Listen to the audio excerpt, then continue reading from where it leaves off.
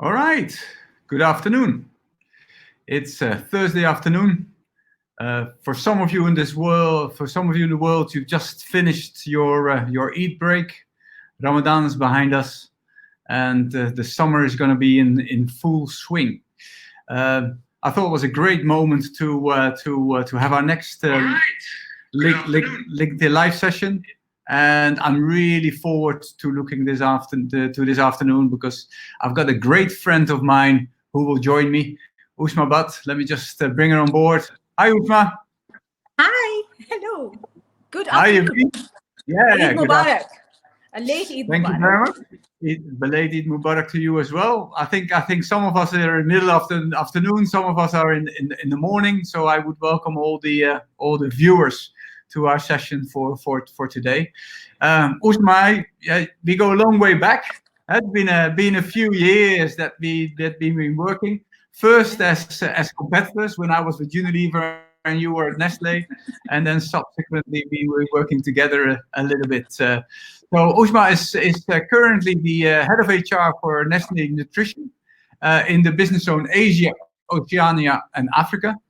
That's a hell of a geography. Usma, how many countries is that? Oh, countries, my goodness, I wouldn't know. Thanks for getting me in the first question. But it's certainly divided into 14 geographical areas for us in Nestle, which we call markets. But, it will be over 100 countries for sure. All right. Well, I do hope that you can't travel at the moment with all the COVID restrictions in Singapore being in, but visiting 100 countries is going to be quite a task to force. So, Usma, you've been working with Nestle for a long time, throughout, I think. Is that correct, or almost throughout? Well, my first 2 years of my career, let's say post-university, were in the NGO sector. So I worked in rural education. But, the older you get, the less a time period seems. So 2 years is nothing when you think about almost 20 years with Nestle now, but it's still an experience I remember fondly, the first 2 years. So yeah, I have worked in two places.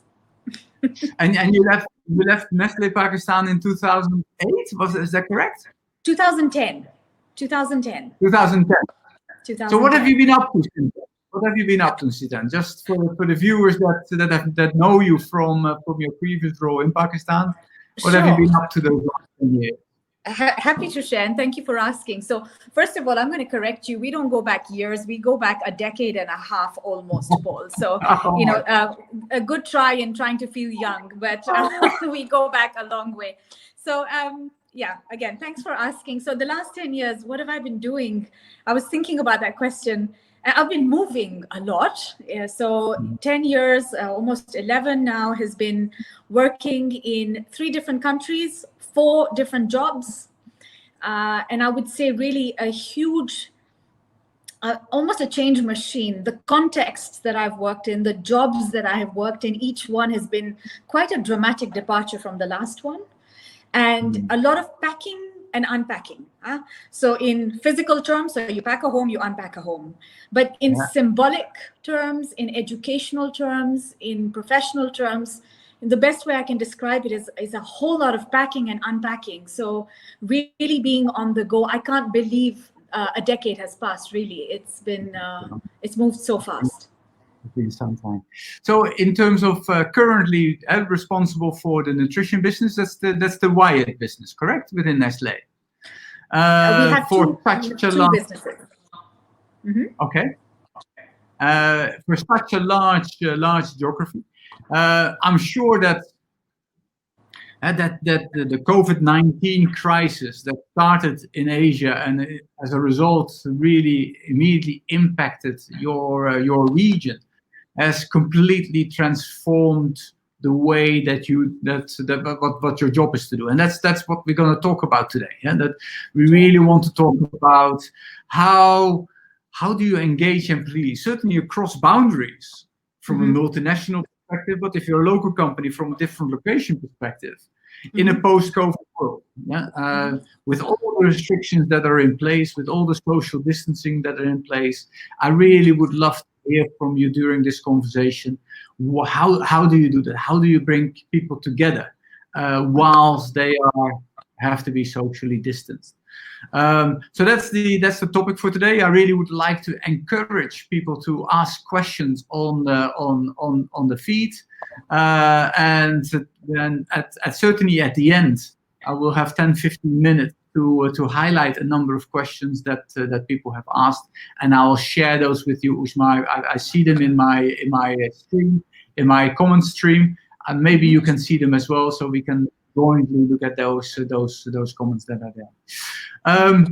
But so let's start a little bit about COVID-19, how the work is gonna change.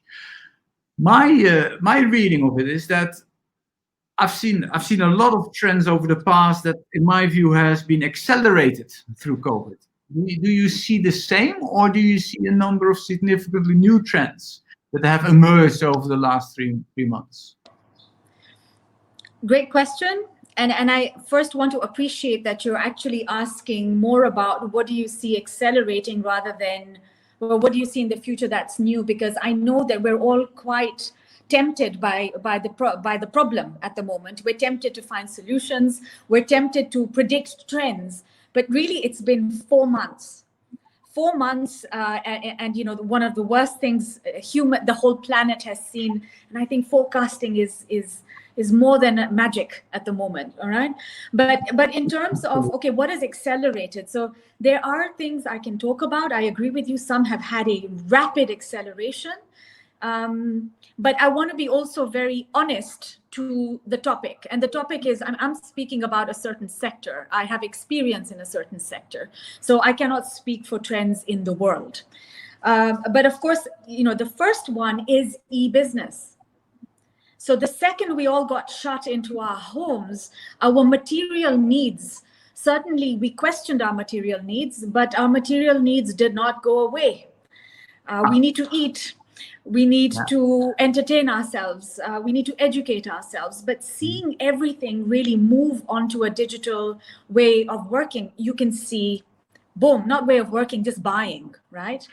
And what does that mean? So the first, you know, about possibly 10 years ago, everyone was talking about going digital. And what does that mean?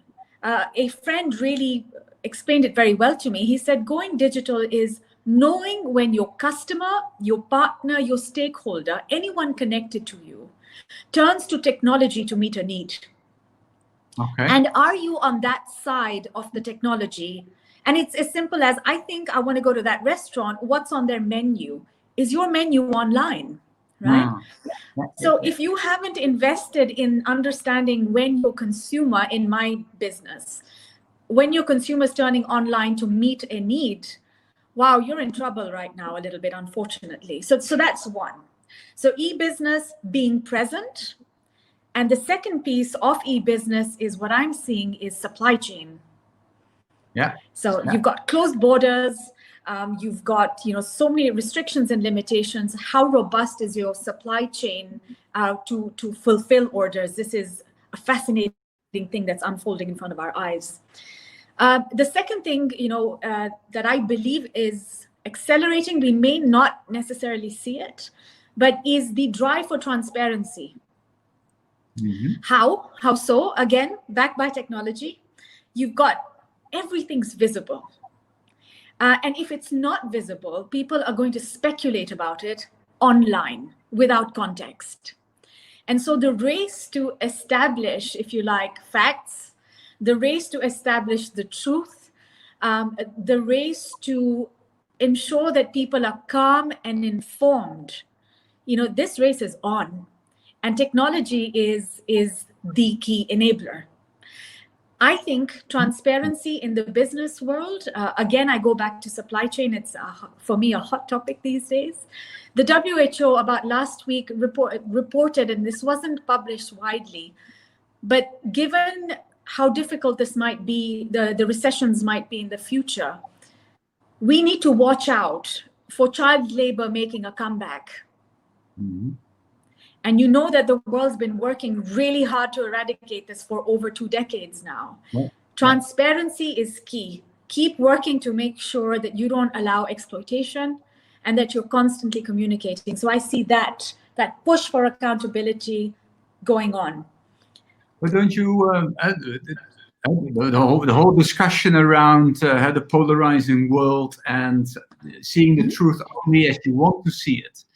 Yeah. How does that work in terms of transparency? Because you might think that you're transparent. Yes. Others might see your comments in a very different light and see it as a different reality. Also with your employees, by the way. And so how do you make sure is that you make it transparent, that everybody sees the same reality? Mm-hmm. You know, there is first of all, yes, it's shocking sometimes how alternate realities. You're sitting side by side with alternate realities. A crisis is probably the worst time to start communicating. You should have been doing it a lot longer and before, right? Mm-hmm. So sowing the seeds of trust within your organization start with consistent, constant, mature, transparent conversations. We've got to be fighting for those all the time, because when you build up that kind of capital of trust, when you find yourself in a difficult situation, that emotional capital you've built with your people will pay off. Now that sounds a bit harsh, but pay off meaning the ride will be much less difficult. Yeah. So So some companies, sorry, I'm just gonna take it slightly deeper. Some companies would have done that. Other companies, other HR directors, other CEOs will now come to the realization that they haven't done enough. How can they catch up? I wouldn't be the first to tell somebody what to do, but I would think that if I was in a position where I had to catch up, that's probably the first thing I would say. When I open the communication, that you have to I need catch up. To catch up. Okay, I right. need to catch up. The absence of information, particularly in organizations, now this can be a business, it can be a not-for-profit organization.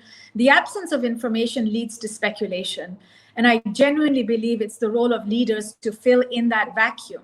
Now, that doesn't also, by the way, mean that the second a leader gets information, he needs to broadcast it to 2 million people, or, I'm exaggerating, of course.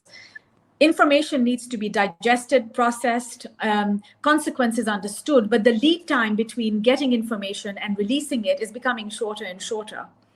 Yeah. I think as employees, I'm an employee myself, we need to allow for that information to be digested a bit, but we need to get it out. And I think, again, as employees, a little bit of patience, especially in times like this, knowing that you will be communicated to ultimately.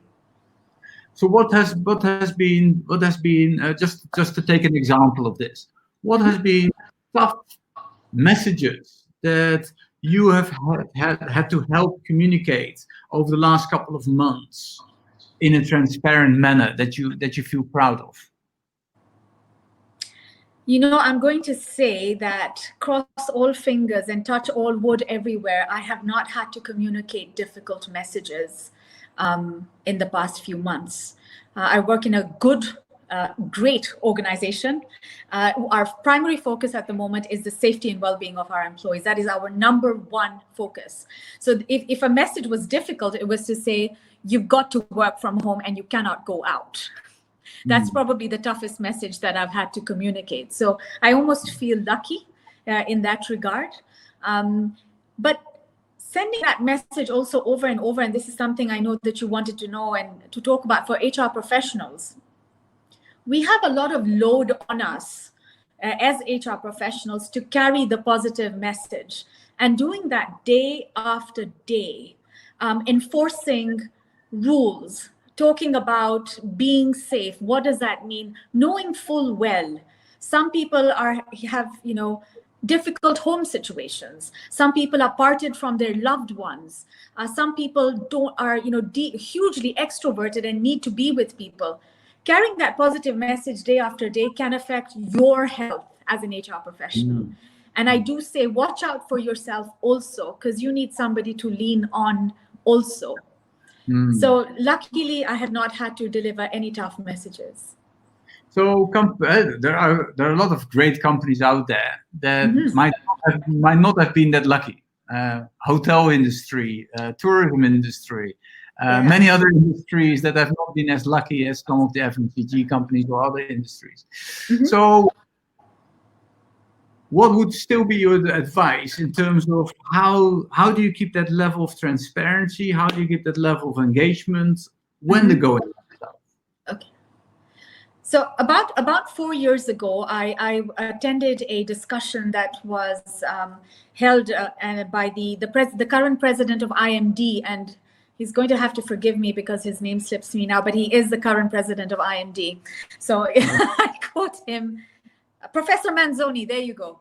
So he said a wonderful thing about when things change and talking to your employees. And he said, all people need to know is why is this happening and why now?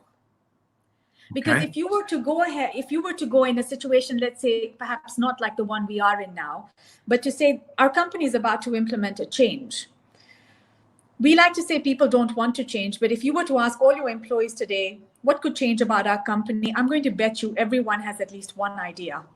Mm-hmm. People can spot where things need to change, and they have a reason for why. But they need to know why you chose this specific change, this specific situation, and why did you choose it? And if you can do that, you're speaking with a great deal of respect to a person's intellect and a person's emotions and their need to know. So that has stuck with me since. Why this? Why now? Not what and how. Yeah. First tell us why now, and then get into the what and the how. Fantastic. I got that. Just a question that's related to this. I'm just trying. There you are. This is a new feature of StreamYard. So this is a question from Khalid. So in terms of preparing for return to work, observing all the different elements, how are you preparing for that? What's happening?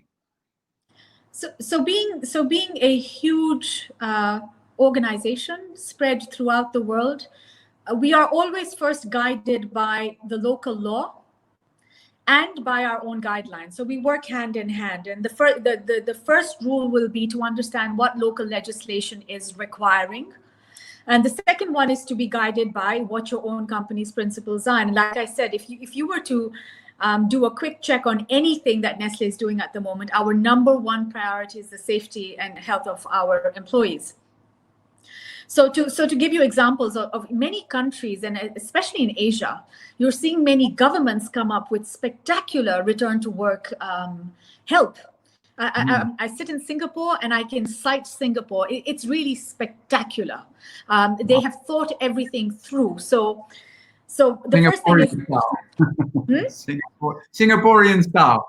Singaporean style, well thought through. So the first thing about return to work is making sure that it is gradual.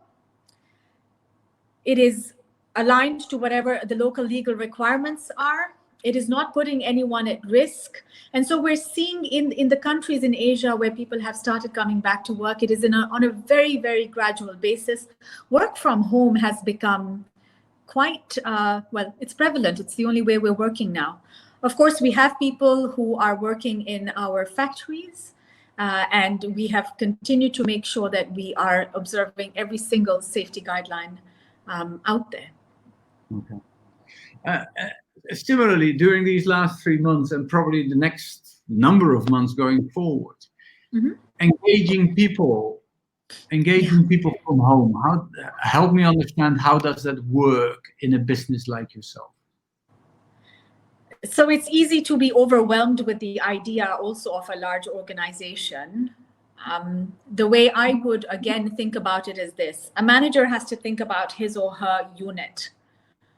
Who am I managing? How many people? What do they need to know? And to understand that you do have a larger responsibility than them. I like to speak from experience rather than what I think people should do. So the particular team I work in, the day we knew we were going to have to work from home, the second day we instituted a daily team catch-up. So we tracked literally every morning. We do not talk about pressing, difficult business issues. So 9 a.m., no matter where you are in the hierarchy, we are having a chat about the weather, about what you're wearing, about whose hair is looking how. And it's really, we're all saying that it's actually become a part of the highlight of the day to have this kind of pressure-free zone where we're talking to each other. And I can't recommend that more. Okay. So that's one. Yeah. I see you have another question. Follow up. No, there was a question earlier. Let me just share that. Where is it? Yeah, here. From Tusifi says specifically over it. How do you also engage and motivate staff when business is also slowing down? I keep going back to transparent communication. You have to keep talking to your organization about what the realities are, what your business strategy is, and how you're going to see yourself through this time. So communication is the number one thing. Again, I will speak for what I know. And communication, frequent, consistent, even in times of not having a crisis. When you're implementing anything that changes the way a person works, you're told to repeat yourself so often that the day you get sick of your voice, that's the day when maybe your message is starting to land. So keep communicating about the realities around you is the number one tool in a manager's toolbox. Don't hide. Yeah. Mm-hmm. Any other trends that you see that will have, in terms of a future of work, that will have accelerated, or that you think are going to accelerate after the last 4 months? So one thing that, and it was a part of your earlier question, one thing that I'm deeply connected to, and I'm very, it's a strange thing to say, but happy to see, is the destigmatizing of talking about mental health. Okay. Right. Tell me a bit more. So we live, especially if I speak location specific, we live in collective cultures. We live in spaces where the well-being of a group is far more important, let's say, than the well-being of an individual. And yet we know that people suffer. We know also, again, 30 years ago, the WHO had predicted, because they have the ability to do that research, that somewhere close to 2025, fully, 10 to 12% of the white-collar workforce will be suffering from a mental health issue. In the past, saying that was like signing your biggest career-limiting move. Talking about having chronic anxiety, about having depression, about not coping, about feeling like you're going to break down. These are topics that two things are right now helping. One, the world is suffering. The world is suffering. We cannot pretend it's not happening. Secondly, even though I believe the youngest millennial today is 32 years old, if I'm right. Bless that generation, because they are the ones who've taken this topic and said it is not going to be taboo. If I have to see a mental health expert, I'm going to let you know tomorrow I need time off because that's where I'm going. It's far more acceptable to say you're going to visit a doctor for heart disease and diabetes than it is to say I'm going to invest in my mental health. And I see that this crisis is going to destigmatize that, and I love it. I really love it. Absolutely. Although, there's quite a few steps, certainly in the South Asian context, quite a few steps to go before that will be completely stigmatized. I think you would understand that. Yeah. Indeed. But let's keep going. Let's keep moving. How can we as HR professionals help be more inclusive in driving this trend? So the first thing is making help possible. And also making sure that if help is required, it is confidential. Okay. Yeah. Right. The biggest, if you like, casualty when you break confidentiality is not just trust in the moment, but trust for years and years and years. If you are an HR professional who knows somebody is going through a hard time and you whisper it to anyone, you are not only damaging that person, you're damaging your own credibility. And indeed, in many countries, it is against the law. to do that. And I wish we could come to that stage. So one is, first of all, providing access to help, like we provided in so many other ways, in medical insurance, etc. And then if you know, holding that truth for people, and letting them get better. But we know in a decade it will be so pervasive. It'll be as common as saying, look, I can't have sugar in my coffee because at the moment, I've got to watch my blood sugar. And I don't want people to suffer, but I don't want them to suffer in silence more. Yeah. So, true. yeah.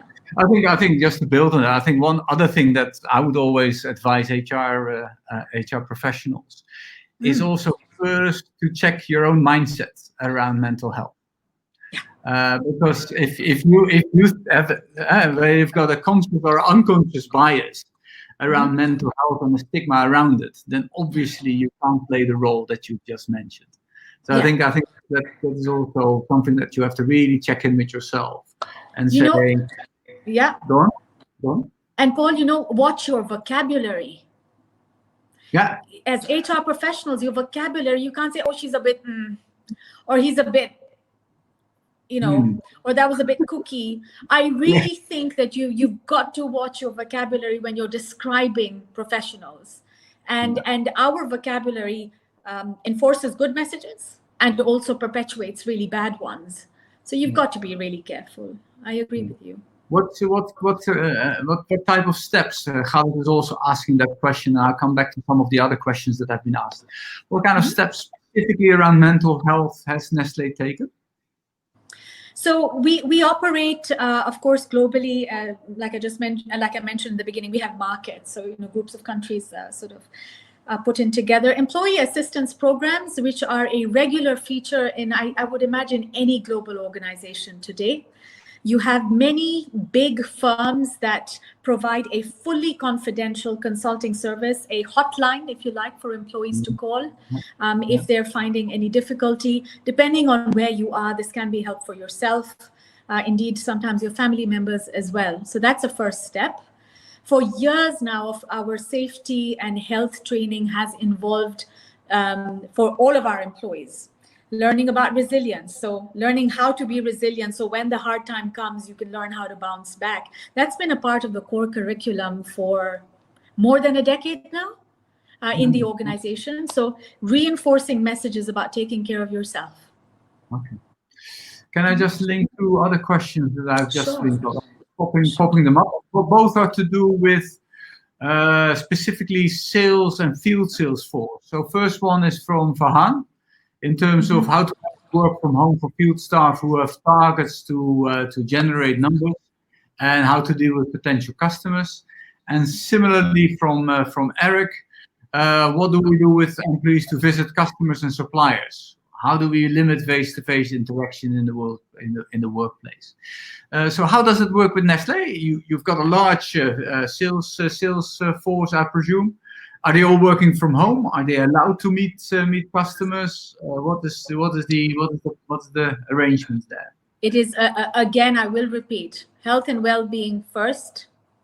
Yeah. Local legislation, so understanding what's going on in the marketplace. So remember, you only have maybe supermarkets open at the moment, and in countries like Singapore, for example, merchandisers are not even by law allowed to work in those areas. So it is dictated by a good sense of what is happening in the environment and never putting people at risk. To Eric's question, meeting potential customers and suppliers, you can see the world is moving to a different norm at the moment. So this is not just Nestle. So that if you're wearing a mask, your chance of sending out the disease, if you have it, or getting it, you're mitigating risk. So we're living in a time when you cannot eliminate risk. Your job is to mitigate it to the largest degree possible. So when your ministries of health, when the WHO, when your organization is talking about these are the measures that you need to take to get back into the workplace, those are the ones you follow. We have an enormous amount of international information available, enormous. Yeah. So I get from you that first and foremost, by looking after your own employees, it's also about the perception that you create to others, that you care about the larger world as a whole. Yeah. Does that mean in some cases that, for example, targets that field sales had post or pre-COVID are now no longer valid? Are they being reset? Did you say targets, or I didn't? Yeah, so specifically around field sales, I just got a question around field sales. So they've got specific targets that were there for the year. That was the whole pre-COVID. They can't go out. I'm sure there's a lot of people who've got questions around that.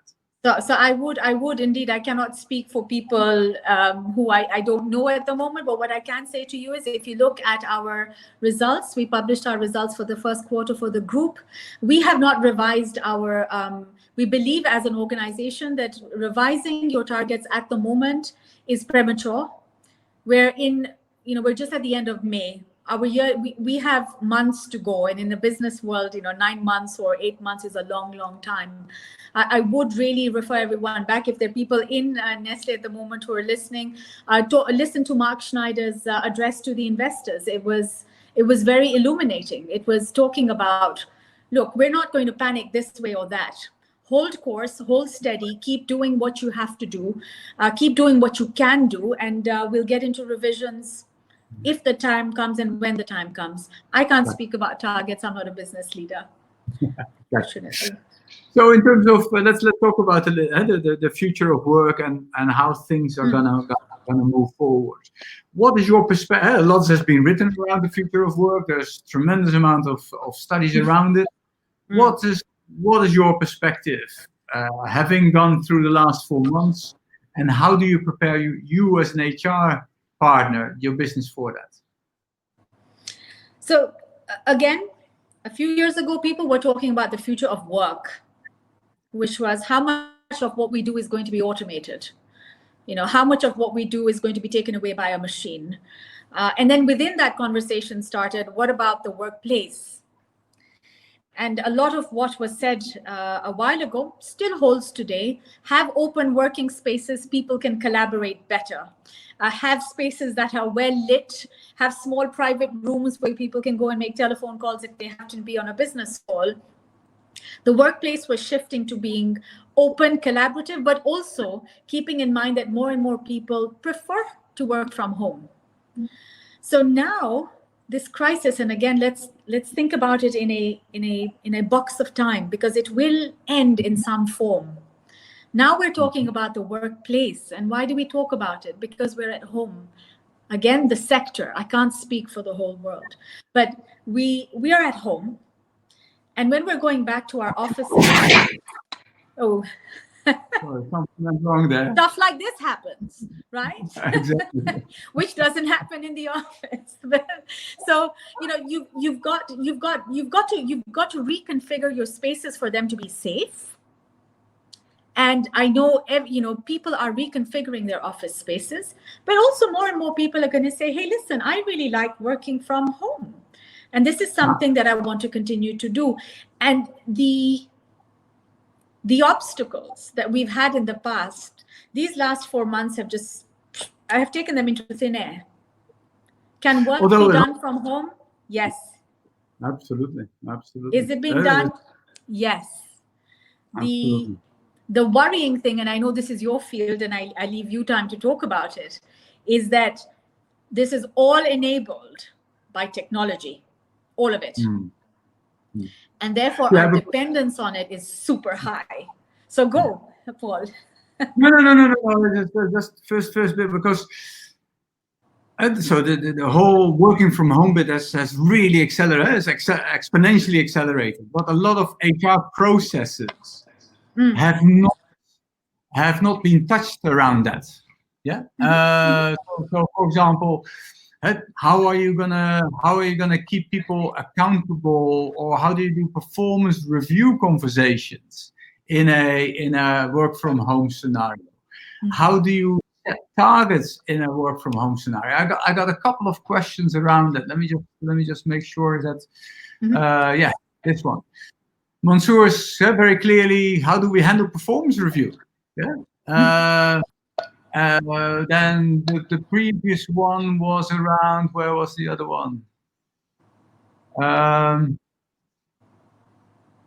Yeah, so this was specifically around how do you create performance restructuring, etc., etc.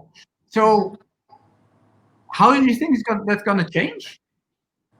How do you coach people? How do you give feedback where you're not face to face? How do you build a relationship when you're not face to face? How do you build trust when you're not face to face? I fear you're not going to ask me to talk to you again, because I'm going to say the same thing. Communication. But here's an example again. So like I said, I like to speak of what I know, not what I think should happen. I only came into this job about, goodness, it's only been about 6 months. Wow. And indeed, there's a huge geographical coverage. And I think one of my key responsibilities is to understand who is the talent in our business. So who are they? Where are they? What do they want to do? And how can we help them grow? Because when they grow, we grow. So what was my plan? My plan was this year, so I was going to fly to at least 7 or 8 countries and sit down and have one-to-one conversations with people and build my knowledge of, as an HR professional, of our talent. So guess what? As of February 6th, no way. I didn't even make it to one country, right? Mm. But what have I done as a substitute? And I have to give one of my business leaders a lot of credit for this idea. So I called him to cancel my call. I said, I'm sorry, I can't come to meet your people because flights are getting canceled. He said, well, madam, no way are you going to miss this.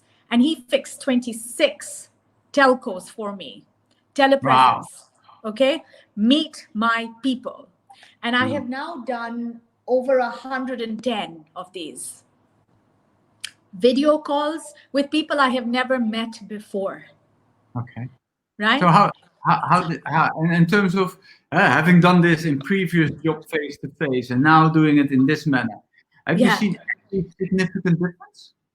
It has been a very interesting experience. Indeed, when you don't know anyone at all and you're talking to them on the phone for the first time, I find that a lot of boundaries have gone down.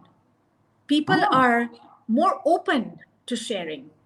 And also in this particular time, it was good for them. It was good for me to know that the business of knowing our talent has not come to an end. We will find a way. We will connect. I think it's been a gorgeous experience. I very openly talk to a lot of my friends, you included. I'm an introvert by nature. So talking to 100+ people has been, whoa, it's been quite a trip, but so worthwhile. So worthwhile. I really enjoy. I've got about 70 to go, so I shouldn't talk too much. Well, Emmett Young here actually questions that in terms of because he's absolutely right. In physical conversations, there's so many more. It's so richer in terms of seeing full bodies the full body language, etc., etc. Yeah. Any resources that you know that are available in order to still create that type of environment? And hello to Emma, who's somebody I've also known for decades, not years. We've known each other. So look, it depends on what those first face-to-face conversations were about in the first place. So nothing can replace having a coffee with someone. Let's not pretend technology is going to do that. All right. I also know from experience with my friends in other parts of the world at the moment, they've tried to conduct virtual workshops to get work done. This is very hard, even with video presence, because keeping people engaged for about 8 hours a day is hard. So I don't see that's going to continue in the long term, but maybe a lot more pre-work, like to reduce face-to-face time. I think one of the easier ways of conversion, if you like, of face-to-face, and you see it in your industry, is training. Right? The good old world of training is becoming, it's pull. So I decide when I learn what I'm going to learn. I decide what videos I'm going to watch. But Emmett, nothing is going to take away the richness of a face-to-face. What I can propose I know some parts of the businesses my friends work in, if you're having a one-to-one call, you must ask each other if you can make that a video call first, just to allow that that familiarity, that ease, and indeed that accountability. So I'm not on a call with you and doing Candy Crush at the same time. Right? So it helps. I'm having video. That's the best I can say. Yeah. So in terms of other HR processes that you've seen, have you got any experience, or have you seen any tools that Nestle are using in order to do things around recruitment, or things around performance management, or target setting, or even feedback and/or engagement? Have you seen any tools that you think have been successful in helping to do that? And back to technology again. So one of the great enablers of cross-border recruitment, about sourcing talents from around the world, is technology. Is video, is having this video ability to sort of interview people instead of having people come to you, even if it's a first round interview, instead of having 15 people there, you can do all of it online. So many of those voluminous activities have shifted online. So the volume of work is enabled by technology. Performance management, that's all been on technology for longer than I can remember. Now, the conversation is not substituted for a form. Never. Shouldn't be. So we recently, also from the talent games perspective, we've recently done an assignment for a client that didn't want that started a specific recruitment process for, in this case, graduate recruitment. They didn't want to stop the process and postpone it. But specifically said, okay, how can we create a complete end-to-end assessment and recruitment process? And I think we've been very successful in doing this for a large bank. And the next conversation that we're having as we speak is with another client, is to create, how can we create a virtual internship program? Yeah, so instead of interns coming into the company, where we have only a capacity of 20 or 30, how can we create a virtual internship where we have a capacity of 200, or we even talking about 500 students that are actually being selected, being trained, being developed, being counseled, being assessed, can compete. And in this case, this company is also interested in giving the people that have come out on top a specific scholarship for 12 months. So I think those are fantastic solutions that suddenly are coming out of the woodwork, where HR doesn't have to stop the stuff that you've been doing, or doesn't have to stop only focusing on safety and well-being, but you really have to reimagine what is possible. So much is possible. And if you take a look at what's going on around the world, and I think China is also such an amazing example always, the difficulties that they overcome, but the way in which a business model changes, the way in which an innovation comes, the way in which a solution is provided is phenomenal. I think there's a lot to learn from that, instead of having the attitude of, oh, well, looks like we're in a bit of trouble. And instead of we have to postpone. If you force yourself to say, hey, I can't postpone, what else can I do? Then some of these end-to-end recruitment and assessment processes, or even an end-to-end virtual internship program will come to bear. And I promise you that if we pull this off, this virtual internship program for 500 students, the employer brand that will be created for this specific client will be outrageous. That sounds similar. I've got. Can I end with an area around HR skills and how can we prepare us? Omar also asked this question. We've seen more focus on workplace safety rather than a new set of required skills. What do you think of specific skill set for, in this case, for HR, in order to be able to be successful in a post-COVID world? Great question. My first response is, don't be so hard on yourself. It's been 4 to 5 months, guys. Yeah, True. we're all sitting in a state of shock and delivering at the same time. So let us allow ourselves to assimilate and digest this, what's going on, and yes, what it's going to mean for our future. But what are the specific skills for an HR professional now that are going to come handy? And I believe somebody mentioned it earlier, including yourself. So what do we say to HR professionals?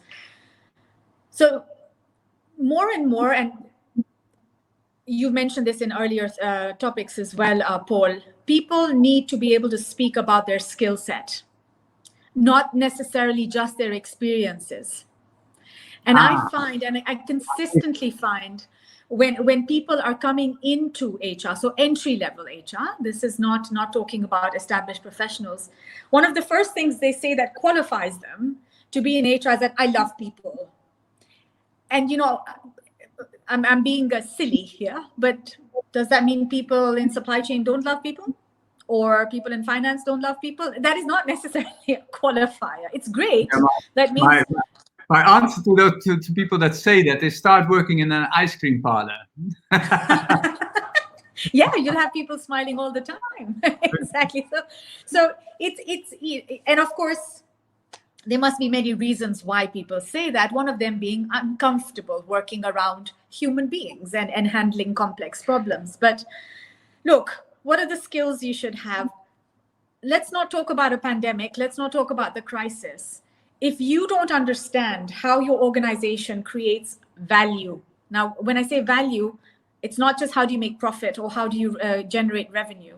If you're a not-for-profit organization, what service are you providing and how do you provide it? First, understand what business you are working in. Know how this business creates money, how it creates value. I think that's dead important. And the business model canvas, that book, is such a handy way of learning how businesses make money. The second thing for HR professionals, please understand a little bit about finance.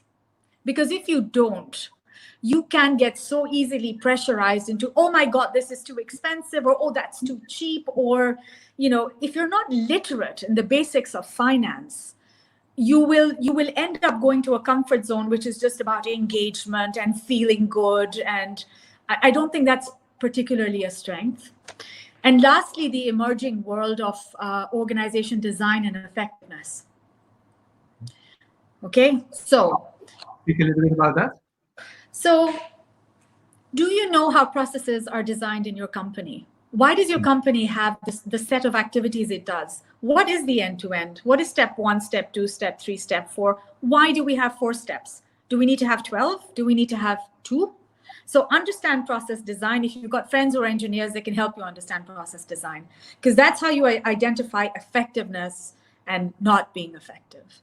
Yeah. The second area is understanding. One of the areas is understanding the structure of your organization. How wide are you? How deep are you? What's working? How does information flow? How is it not flowing? So understanding systems around organization structures, not the organization chart itself, because that's nothing. It's just a piece of information, right? Then I would say, so we're looking at understanding the processes of your company, understanding the way it has designed and structured itself for information and responsibility to flow. And then how do you incentivize? And how do you create certain people practices in your company? So does everything have to be about engagement? Sometimes maybe not, right? And how do you reward and incentivize people? Yeah. So if you get these kind of 4 areas and start thinking about your organization with them, I think you've got a good base to start moving forward. And then if you like people, even better. Good for you. Can I take that one step forward and come back to and there's a last topic if there's no other questions left here. You've already seen a trend in which certainly millennials see a significant lower level of loyalty with specific organization as they have been in the past. Yeah, something that I actually encourage, that you see much bigger loyalty to their own profession and to their own skill set base. And in order for them to grow their skill set base, to make it more valuable, and to use that skill set based in the right circumstances. And sometimes that's working for Nestle for 9 months, then it could be working for the government for 12 months, and then it could go back to a startup for 12 months. Yeah, so in which people are with you for a slightly shorter period of time, and are focusing on building their own professional skill base. And I call them skillpreneurs. How do you, and we will have freelancers, we will have crowdsourcing, we will have employees that are not on our payroll, but are on partners' payroll. How do you bring that all together in a ship that still goes in a certain single direction? So describing people as not being loyal, I think, if I may, might not be correct, Paul. They're loyal to themselves, and they understand the contract that they're offering. Nobody comes to you and says, hey, I've got these many skills, and that's it, and I'm the boss of me. No, you've got people who are coming and saying, these are the skills I have. In return for X, Y, Z, I'm going to make your business better. Right? Yeah. And that's what we need. We need to celebrate that. I think we need to welcome those people and say, tell me, I'm really excited, being silly again, but what skill set do you have for this business of mine? And the piece of loyalty, there are 2 or 3 different ways of looking at it. One is time, right? One is not questioning anything. So silence. I'll spend a little bit of time with you, but a lot of silence. And these are all very dependent on your social context. So I would argue that certain people in high demand professions can literally afford to do exactly what they want because they're the commodity in demand. Yeah. Or their social system in their government, in their country, allows them to have, let's say, unemployment benefits for a little while. So they're not worried about paying the rent all the time. This behavior is really dictated by the social system you work in as well. Yeah. What I do know is, first of all, celebrate people who know their skill set, who are not just telling you, this is how much time I spent doing this. Secondly, understand and help managers broaden their understanding of what motivates these people. What motivates me does not motivate you, Paul. No. And I need to be educated in what motivates you so that I can work with you. So there I feel HR has a job to play in helping managers broaden their understanding of how people are motivated in different ways and to work with that. And I also think a smart person who's a smart entrepreneur is going to work for a couple of business cycles because they want to be something at the end of 10 years. The joint experience, fragmented experiences, they're going to learn, they have learned already. Fragmented experiences might not be helpful in the long term. I don't know. But yeah. I think that 9-month period, I haven't experienced that recently. Okay. No. And do you see any challenge in bringing that diversity and different type of contracts, different type of engagements, different type of arrangements? Do you foresee any difficulty in being able, as a large company, to take the best out of individuals? So, that sounds like a really tough, impossible thing. It sounds really hard, but I learned a lot about this when I was working in Europe, where you've got exactly what you just described. In one building, so many different employment models, right? And again, you're going to kick me out. As long as we all know what we're in there for, what our goal is, and what we're all working to achieve. And again, it's back to leadership, driving down that message. My employment contract shouldn't matter. I'm employed to help that particular goal. And also something that I hope to see the rise of it in Asia, this concept of interim management. So where you have very senior, seasoned professionals who are lending their services to big companies for 1 year, 9 months. They're brought in to do a really tough job. They're paid quite a lot for it. but they're not married to the organization, if you like, but they come in, they do the job, and they leave. And the interim management business is becoming quite lucrative in Europe for HR, quite lucrative. So it's almost like you're a consultant, but you're not a consultant. You're doing the work in the office, but with a different contract. Interesting. Cool. So, message last. I'm just going to ask you one more thing, just to share, Uzma, from a. And then let's talk about a ray of hope. We've gone 4 months through a COVID situation. Yeah.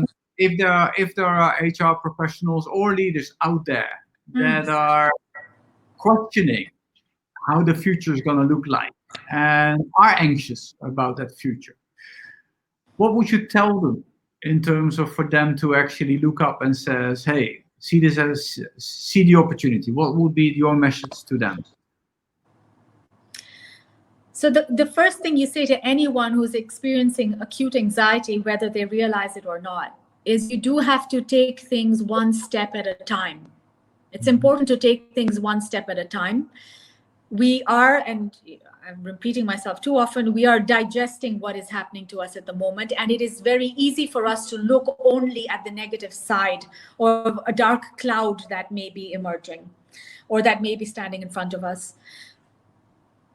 I would say read history, go back and look at what massive upheavals have created and done in the world. And we may not see a specific, I don't want to lie, a specific ray of light in 8 months or in 9 months, but look at the collaboration that's happening around you in the whole world right now. Forces coming together to help. Can you be a part of that? Can you help people who may be suffering or in a worse off place than you? And I know we're talking about first the profession, but if I'm good, then I can handle my profession. So look at the extraordinary, beautiful collaborations that are happening. Second, take care of yourself, because a lot of people are expecting you to take care of them. Find someone to lean on.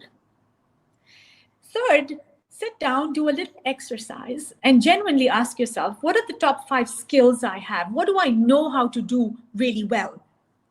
And that little exercise gives you a confidence, not in who you're employed by, but in what you can do, regardless of who has employed you. And back to your entrepreneur question, people who know what their skills are always have softer landings than people who don't. Yeah. Because their confidence comes from themselves, not from the environment around them. And so I would say just these small little things, do them, pitch in with help, take it day by day, and write down who you are as a professional and what you can do. And I think we're going to get there. We're getting there. There's no, we will get there, no matter how. It doesn't. No, can I just add one to that list? Is to use this as an opportunity to actually innovate, to do something different. Because I think you get a lot of energy from coming up with a new idea that is from your skill base, but doing it differently. The idea that I just shared around virtual internship, somebody gave me a 30-second briefing of what I would like, and then subsequently I spent 2 hours designing it out, and the power of an idea and creation is something that really creates very positive energy as well. Perfect. Awesome. Hey, Uzma, we've covered an hour. Oh, check it out. I'm sure it take you longer than I promised. I promised 45 minutes. But that was absolutely enlightening. And unfortunately, we can't see each other face to face. Unfortunately, we've not seen each other face to face for a long, long time. But I do hope that day really comes. On behalf of the viewers, thank you very much. And viewers, thank you very much for your questions. Some of the questions we've not been able to answer right here. What I will try to do is go through the feed and answer the questions in the feed itself. So at least we give you some value for attending this session. Uzma, thank you very much. Thank you. All right. Be safe, everybody, and thank you anyone who listened. Thank you very much. Bye-bye. Bye.